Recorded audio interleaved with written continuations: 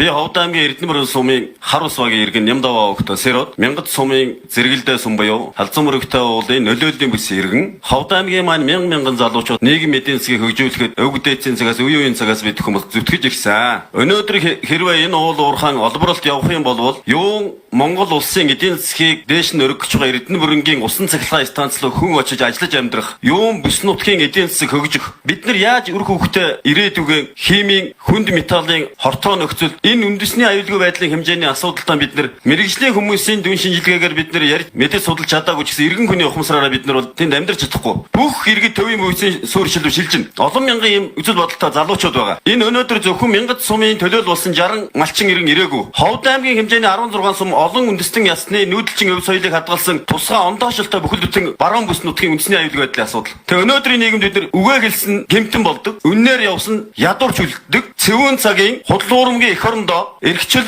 чөлөөгөө хамгаалуулсан өвчгөнгүй, өвчлөлгүй, өр удмаа гэсэн цусаа мэдэх төрөл садантай үндэс ногоо ан амтын жигүүртнээ хамгаалсан үндэсний үжил бодолтой өвгдээцийн цагаас загсан Монгол гэсэн ийм малчин ард иргэд авч үлдэх хэрэгтэй байна. Юун Ховд нутгийн газар тариалан баруун бүсийн хэмжээний тэр олон улсын эдийн засгийн хэмжээний тэр хөдөө аж ахуйн том төсөл өнгөрсөн жил бид нар Чингис хааны мэндэлсэн өдөр буюу 11 сарын 2-нд өвлийн тэргуун сарын шинийн 1-нд Халзан мөрөгтэй уулыг эсэргүүцсэн 50 жагсаал Ховд аймгийнхаа төвд болоод морьтой жагсаал хийсэн.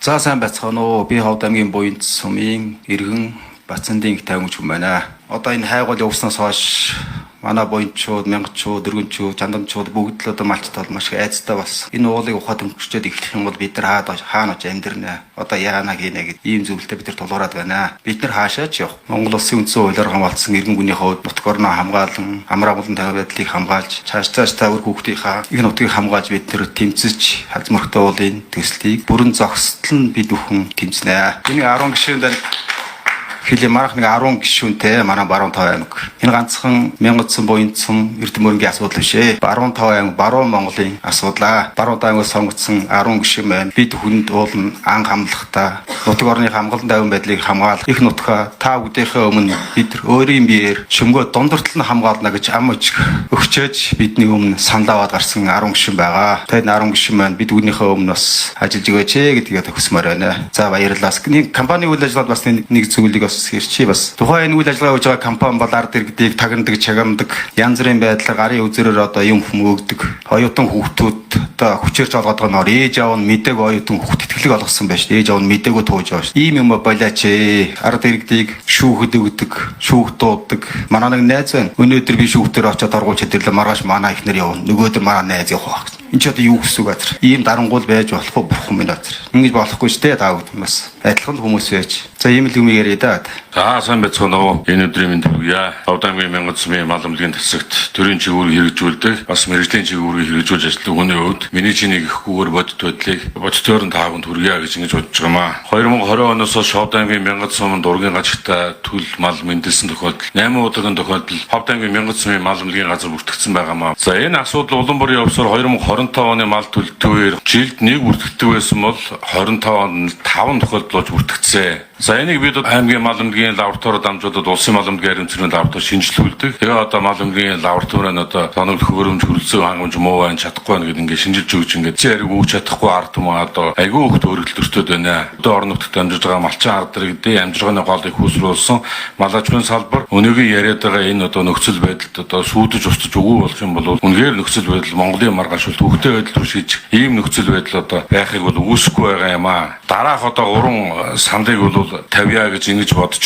байна. 2 дугаар торгоо сонгосон гишүүд бол энийг бол юуны өмнө ажил хэрэг болгож арга хэмжээ авч ажиллах байхаа гэж ингэж харж байна. За нэгдүгээрт нь одоо аймгийн мал амлгийн лабораторид нэг толгойг шиг байна. Гарахтаа 8 үлдөө одоо 6 үлдөө болцсон байгаа гэдэг үнэ мэдээлэл гарч ирсэн. Тэр хурагч нь хадгалж байна. Ингээ үлдөөг хадгалсан байна. Энийг шинжлэх судлах газар өнөөдөр Монголд байхгүй байна. Энийг одоо олон улсын давлгаа лабораториуд шинжилүүлж цацрагийн, хүнд металлын, химийн, хордлогын зэрэг шинжилгээнүүдийг хийлгэж энэ ард иргэдэд үнэн бодит хариултыг өгөөч гэдгийг салыг тэммээр байна. Дараагийн дугаарт нь Ховд аймгийн Мянгат сумын халзан бүрхтөө төсөл хэрэгжиж байгаа нөлөөлийн буюу орчны бүсэд хүрээлэн буй орчин шинжилгээг хийд одоо зайлшгүй хийх шаардлага байна. Үнэхээр одоо тэнд цацраггүй идэх нөлөөнд өртөөд байна уу юу? Тэнд одоо идэвхжэлтэй байна уу юу гэдгийг шинжлэх ухааны үндстэйгээр одоо олж мэдэх зайлшгүй шаардлага байна. За дараагийн дугаарт нь одоо өнөө энэ хүмүүс яриад байгаа. Цацрагийн одоо идэвхээ хяндаг багж байхгүй гэдэг. Одоо цацрагийн идэвхээ хяналтыг бол олон удаагийн давтамжтайгаар ашиг сонирхолтой ингээд тал талын оролцоог хангасан байдлаар За сайн байцгаана уу. Би Мянгат сумын гахаад үеийн иргэн насан жаргалын Дархан баяр гэдэг залуу байна. Энэ халзан бүрэгтэй уулын талаар үг үзэл бодлоо илэрхийлсэн ард иргэдийг маш их дарамтлж байгаа. Цагдаагаас олон удаа дуудах, торгох, намайг одоо энд ирсний дараа хүртэл энд ирсэн буудалд хүртэл ирж цагдаа нар лавлгаа мэдээл авна гэсэн юмор бас их байцаалт авсан. Би бол зүгээр уул усныхаа төлөө, нутаг усныхаа төлөө үг үзэл бодлоо илэрхийлж ингэж л явдаг хүн. Янз бүрийн ашиг сонирхол надад байхгүй. Тийм байхад яагаад ингэ дарамтлж байгаа юм бэ? Энэ бол цаанаасаа дээрээс явуулж байгаа ийм дарамт гэж би ойлгож байгаа. Тэрнээс бол ганцхан Ховд аймгаас бол намайг онцгойлон тэгж бол шалгахгүй байх гэж бодож байна. Хоёрдугаарт энэ халзан бүрэгтэй уулыг хамгаалахын тулд манай баруун Монголын ард түмэн тэр чигтээ тэмцэх шаардлагатай болчиход байгаа. За ингээд орхий дөө. Би Ховд аймгийн Мянгат сумын уугуул, Буян сумын суугуул, Мянгат сумда одоо 9 үеэрээ амьдарсан ийм иргэн байна. Тэгээд энд оролцож байгаа гол одоо миний зорилго маань юу гэхээр зүгээр энд бол үндсэн хуулинд заасан одоо нэг хүний эрх зөрчигдөж байгаа нь эрүүл аюулгүй орчинд амьдрах эрх зөрчигдөж байгаа. Сая ус усууд маань дурдж ирсэн. Нөгөө талдаа манай Монгол Улсын ерөнхийлөгчийн маань гаргасан нэг хүнсний аюулгүй байдлын тухай хөтөлбөр бас зөрчигдөж байгаа. Энийг ярих үндэс нь юу болсон гэхээр би Ховд аймгийн Ховд гол Буян сумын сав дагуу тариач ногоочдын дунд ажиллаж амьдралдгийн хувьд бидний тариа ногоонд энэ хэрэг цацраг идэх алдагдах юм бол тариа ногооны ургалт удаашрнаа. Ургац алдагдах юм байгаамаа. Тийм учраас бол энийг намайг дамжуулж хэлээрээгээд манай тариачд маань явуулсан. Мөн одоо манай Ховдын тэр Тарус бидний брэнд Монгол улсад одоо намар ирж намрын сайхан цагийг одоо хүн бүгд тэндээс одоо амталж шимж байдаг. Тэгтэл одоо цацраг идэх алдагдаад хэрэг усаагараар дамжин хүнсний ногоонд нөлөөлөх юм бол энэ бол Ховд аймгийн ард иргэдийн эрх шигрэж Монгол улсын аюулгүй байдал Монгол улсын ард иргэдийн эрүүл амьдрах эрх зөрчигдөж байна гэж бодож байгаа. Энэ дээр тэр зэсэг маань одоо биднийхээ үгийг сонсох цаг болсон шүү. Та нар маань 35 жил ухаж амьдарч бидний амьдралыг дээшлүүлэх гэсэн санаа чинь сайхан байсан боловч ажил хэрэг дээр ажил болохгүй байгаа. Тийм учраас одоо ухаж биш, ухаарч, ухаан зарж амьдраач. Ийм цаг болсон шүү. Юмыг битгий мөнгөний талаас нь хараач. Ирээдүйн хүүхэд, ирээдүйн эх орныхоо төлөө бодооч гэж хэлэх гэсэн юм аа. Нөгөө талдаа энэ биднийг бол одоо та нар маань одоо тайван амьдруулаач. Миний ярьж байгаа гол зорилго өгөхтэй зэрэг Ховд аймгийн ард түмэн биш, баруун бүсийн ард, Монгол улсын ард иргэд маань энийг дэмжиж өгөөч.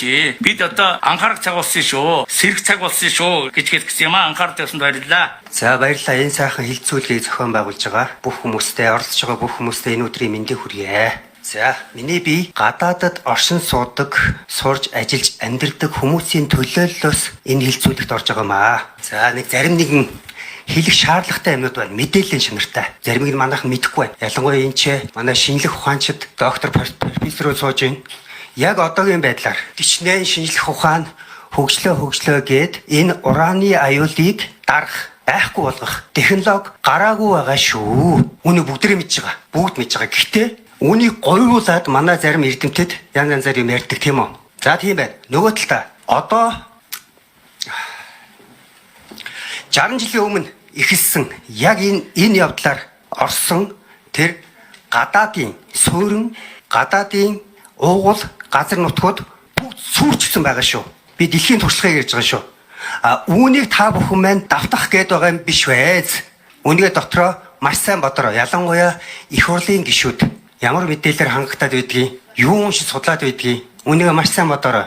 За тэгээд халзан бүрэгтэй хүмүүс Ховдоос ирсэн энэ хүмүүстэй би маш талархаж байна. Ямар ч гоё нийлж чаддгийн баруун Монголын хүмүүсийн жинхэнэ утгыг нь үзүүлж байна.